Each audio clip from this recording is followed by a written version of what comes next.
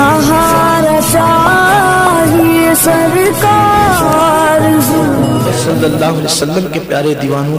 मैं आज अपनी गुफ्तगू को आगे बढ़ाने से पहले आपसे ये बात ज़रूर कहना चाहता हूँ कि जवानी का, अपनी ताकत का, अपनी दौलत का हम कब तक नाजायज़ फ़ायदा उठाते रहेंगे, कब तक गुनाहों के अंदर डूबे रहेंगे। देखो, अल्लाह ताला जब तक ढील देता है तब तक ढील देता है। जब अल्लाह तबारक व तआला रस्सी टाइट कर देता है, डोरी टाइट कर देता है, फिर कोई यार नहीं होता, कोई मददगार नहीं होता, कोई दोस्त नहीं होता, कोई अहबाब नहीं होते, कोई बचाने के लिए नहीं आता, कोई मदद करने के लिए नहीं आता। अल्लाह ने हमें और आपको जवानी दी, ताकत दी, कुव्वत दी, अल्लाह ताला ने माल दिया, उसको नाराज मत करो। उसने सब कुछ दिया, जो कुछ अपने पास है वो सब अल्लाह का दिया हुआ है, अपना कुछ नहीं है। अगर हम ये सोचते हैं कि ये बाजू की कुव्वत से हमने कमाया है, ये फजूल बात है। अगर माल बाजू की कुव्वत से मिलता तो फिर हर इंसान मालदार होता। मेहनत कौन नहीं करता, मेहनत सब करते हैं, लेकिन अल्लाह तबारक व तआला का फजल है कि अल्लाह हमें नवाजता है, अल्लाह हमें देता है। उसको नाराज मत करो, उसके गजब को दावत मत दो। कब तक अल्लाह को नाराज करेंगे? आज हम सब इसीलिए जमा हुए हैं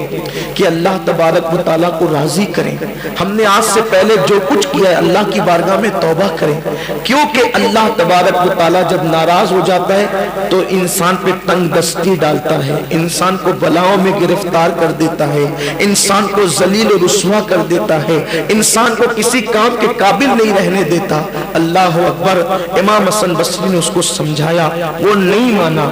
आखिरकार फिर बला में गिरफ्तार हुआ। अब जब वो बला में गिरफ्तार हुआ तो हजरत इमाम हसन बसरी रज़ी अल्लाह ताला को लोगों ने कहा, हजरत अब वो फिर बीमार हो गया है और इतना बीमार हुआ है अब उसके बचने के चांसेस खत्म हो गए, यानी अब वो मर जाएगा। अल्लाह के वली कितने खलीक और बाअखलाक थे, उसने टका सा जवाब दिया, उसने बेअदबी की आपकी शान में। उसके बावजूद भी हजरत इमाम हसन बसरी ने फरमाया, चलो एक मुसलमान है, अगर उसकी मौत का वक्त करीब है तो हमें उसके घर चलना चाहिए और उसको कुछ हिम्मत और हौसले की बात करना चाहिए। हजरत इमाम हसन बसरी रज़ी अल्लाह ताला गए, जब देखा तो वो तड़प रहा था, मछली की तरह तड़प रहा था, वो बेचैन और बेकरार था। अल्लाह के वली इमाम हसन बसरी रज़ी अल्लाह ताला ने उससे फरमाया, ऐ जवान क्या हाल है? वो रोने लगा और कहने लगा, ए अल्लाह के बरगज़ीदा बंदे, मैंने आपकी बात नहीं मानी, मैं तौबा करता रहा, तौबा तोड़ता रहा और हमेशा गुनाह पे दिलेर होता रहा। अब मैं ऐसी बला में गिरफ्तार हूँ कि अब मेरा कोई मोनिसो गमगुसार नहीं, मेरा कोई गमखार नहीं, मैं बला के अंदर डूबा हुआ हूँ। इमाम हसन बसरी ने कहा, अल्लाह के बंदे कोई बात नहीं, तौबा का दरवाजा खुला हुआ है,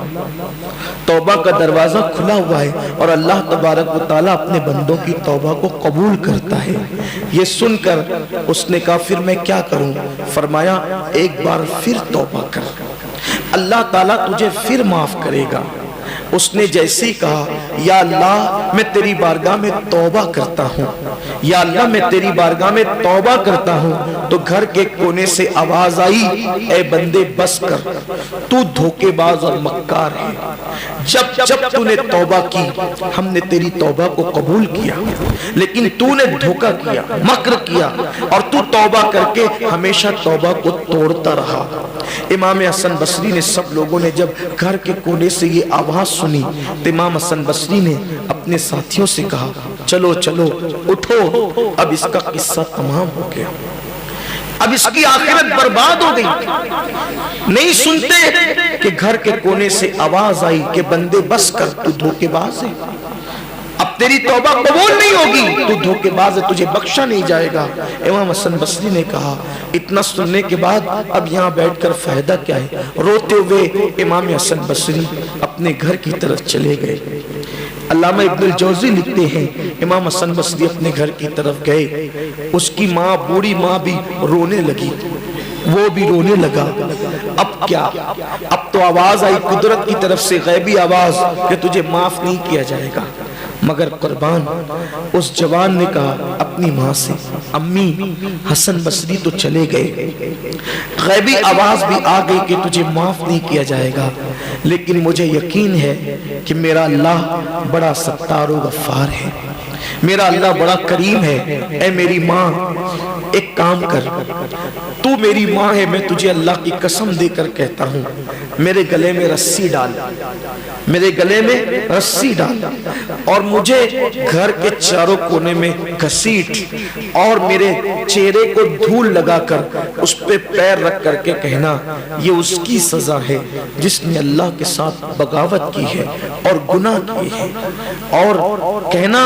کہ اللہ تو کریم ہے، تو مہربان ہے، تو معاف کرنے والا ہے، مولا تو وہ ہے جس نے 50 سال کے بعد بچھڑے ہوئے یوسف کو اپنے باپ حضرت یعقوب سے ملایا، اللہ تو وہ ہے جس نے ایوب کی بیماری کو دور کر کے از سر نو تو نے اسے زندگی عطا فرمائی، اللہ تو وہ ہے جس نے یونس کو مچھلی کے پیٹ میں زندگی عطا کی، سانس دینے کا موقع دیا، اللہ تو بڑا کریم ہے، میرے بیٹے کو بخش دے، میرے بیٹے کو معاف کر دے۔ بس اس کا چہرہ ماں نے جو ہے وہ گھسیٹا، خاک میں ڈالا، اور اس کے چہرے پہ پیر رکھ کر کے اللہ کی بارگاہ میں دعا کی، اے اللہ میرا بیٹا اگرچہ گناہگار، سیاکار، بدکار ہے، لیکن آج وہ اپنے گناہوں پہ نادم اور شرمندہ ہے، تیری طرف سے آواز بھی آ چکی ہے کہ تجھے معاف نہیں کیا جائے گا، لیکن مولا تو وہ ہے کہ جس نے 50 سال کے بعد بچھڑے ہوئے یوسف کو اپنے باپ یعقوب سے ملایا،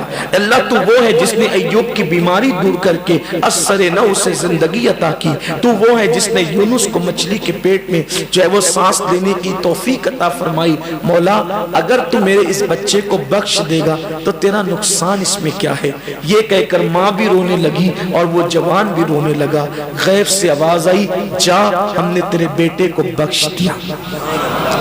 اور یہ آواز صرف گھر میں نہیں آئی بلکہ حضرت سیدنا امام حسن بصری کے کانوں تک بھی پہنچی کہ اللہ تبارک و تعالیٰ نے اس کو بخش دیا اور اس کو معاف فرما دیا۔ میرے پیارے آقا صلی اللہ علیہ وسلم کے پیارے دیوانوں، اللہ تبارک و تعالیٰ کی رحمتوں کو بس بخشش کا بہانہ چاہیے، اللہ کی رحمتیں بخشش کا بہانہ تلاش کرتی ہے، اور یہ جو آج کی رات ہے، آج کی رات تو خاص بخشش کی رات ہے، آج کی رات تو خاص مغفرت کی رات ہے۔ اللہ کے رسول علیہ السلام فرماتے ہیں 5 راتوں میں دعائیں رد نہیں ہوتی، ایک رجب کی پہلی رات،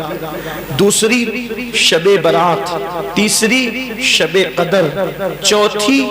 عرفہ کی شب، یعنی حاجی جس دن حج کے میدان میں ہونے والے ہوتے ہیں اس سے پہلے عرفہ کی شب، اور 5ویں عید الفطر کی شب۔ یہ 5 راتوں میں اللہ کے رسول نے ضمانت دی ہے کہ جو بھی دعا کی جاتی ہے اللہ تبارک و تعالیٰ قبول فرماتا ہے، اور شب برات کے لیے اللہ کے رسول فرماتے ہیں کہ ہر مسلمان کو، ہر مومن کو بخش دیا جاتا ہے سوائے اس کو جس کے دل میں کسی مسلمان کے لیے کینہ ہو۔ زندگی کا کوئی بھروسہ نہیں ہے، ہم ہر سال جمع ہوتے ہیں، توبہ کرتے ہیں، لیکن میری گزارش یہی ہے کہ ہم کبھی ایسی بھی توبہ کریں کہ اس توبہ کے بعد پھر ہماری زندگی میں گناہ نہ ہو، اس توبہ کے بعد پھر ہماری زندگی میں 5 وقتہ نماز ہو، ایسی توبہ ہو جس توبہ کے بعد پھر چہرے سے داڑیاں نکال کے گٹروں میں نہ پھینکے، ایسی توبہ ہو جس توبہ کے بعد ہم جھوٹ کو ترک کر دیں، ایسی توبہ ہو اس توبہ کے بعد پھر ہم کسی پہ ظلم کرنا بند کر دیں،